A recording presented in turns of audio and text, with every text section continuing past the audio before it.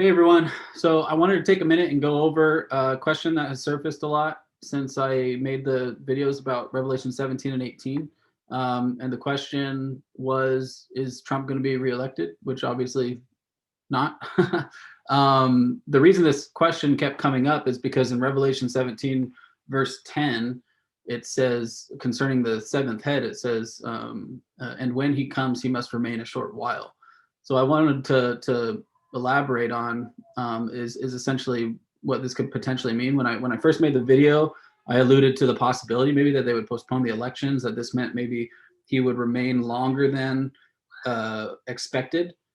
Um, this could just be talking about the short nature of his reign. When he does come, he's only going to be here for a short while, and we know that to be true. He's not a career politician who's been in this place of authority for a very long time. He just kind of popped up out of nowhere, and now apparently he's about to dip out. Um, and so I kind of wanted just to throw those kind of possibilities out there. I mean, we don't know. Maybe something else will happen between now and then. Either way, it really doesn't affect the rest of the interpretation of the prophecy. It's really just kind of this specific detail that I think we're going to realize soon. What it means by remain a short while, whether it be him tarrying or whether it be just talking about his short time in office before, as he's setting things up.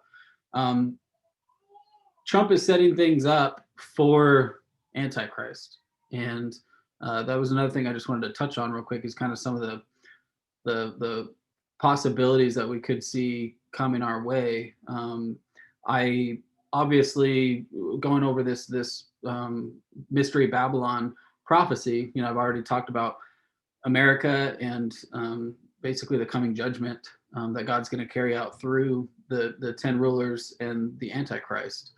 And I think sometimes we get this picture, this idea that the Antichrist is going to take over like any communist ruler takes over, that it's going to be sort of, these Orwellian type of laws are going to continue just increasing. These Marxist, and communist rules are going to keep overtaking, lockdowns and masks and forced vaccines and, churches being shut down and all this different stuff. And then we won't be able to communicate, who knows. But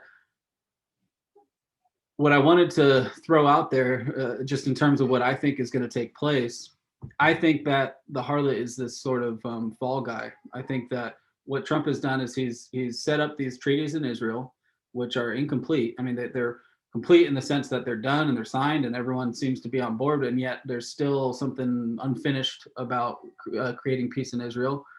He's driven essentially the world economy, because he's driven the U.S. economy into just the biggest bubble ever by just printing money and giving it to all kinds of ridiculous things during this whole coronavirus pandemic and everything, just inflating the dollar.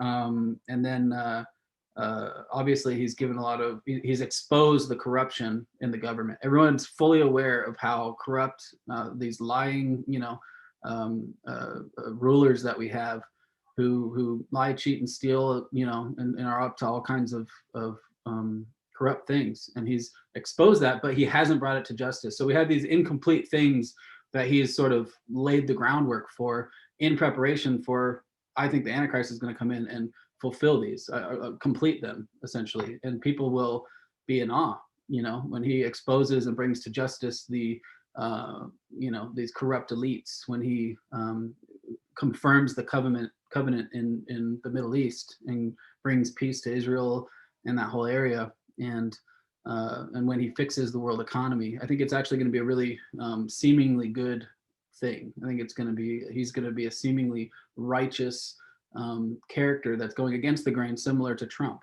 I don't think he's going to be on the same page as many of these corrupt rulers. I think he's going to use them as sort of the fall guy to gain everybody's trust. Those are just some ideas of things that might take place.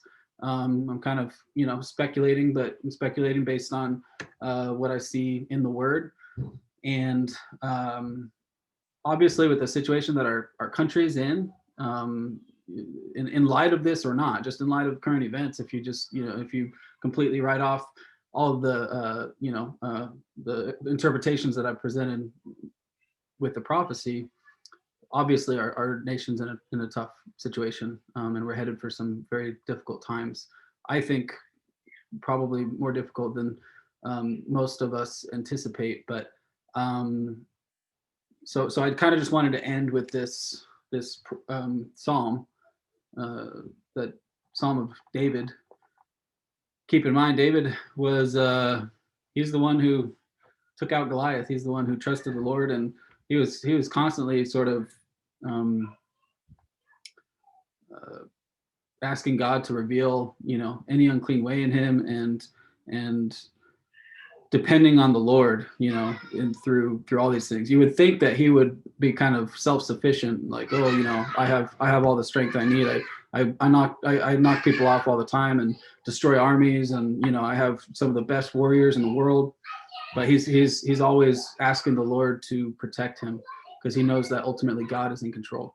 He knows that ultimately, no matter how much he prepared, no matter how skillful he is in battle, that God's the one that calls the shots. God's the only one that we can trust, the only one that we can put our hope in, especially when things get tough.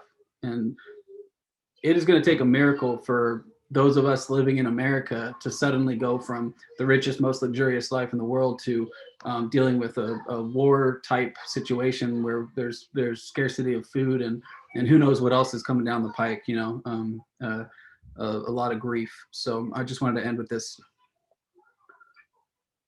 He says, "Oh, taste and see that the Lord is good." This is chapter 34, verse 8 of Psalms. "Oh, taste and see that the Lord is good. Blessed is the man who takes refuge in him. Oh, fear the Lord, you his saints, for those who fear him have no lack. The young lions suffer want and hunger, but those who seek the Lord lack no good thing. Come, O children, listen to me. I will teach you the fear of the Lord. What man is there who desires life and loves many days, that he may see good? Keep your tongue from evil and your lips from speaking deceit. Turn away from evil and do good. Seek peace and pursue it. The eyes of the Lord are toward the righteous, and his ears toward their cry. The face of the Lord is against those who do evil, to cut off the memory of them from the earth.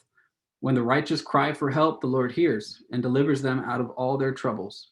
The Lord is near to the brokenhearted and saves the crushed in spirit. Many are the afflictions of the righteous, but the Lord delivers him out of them all. He keeps all his bones, not one of them is broken. Affliction will slay the wicked, and those who hate the righteous will be condemned. The Lord redeems the life of his servants. None of those who take refuge in him will be condemned. Part of that was a piece of prophecy there as well concerning Jesus, and none of his bones being broken.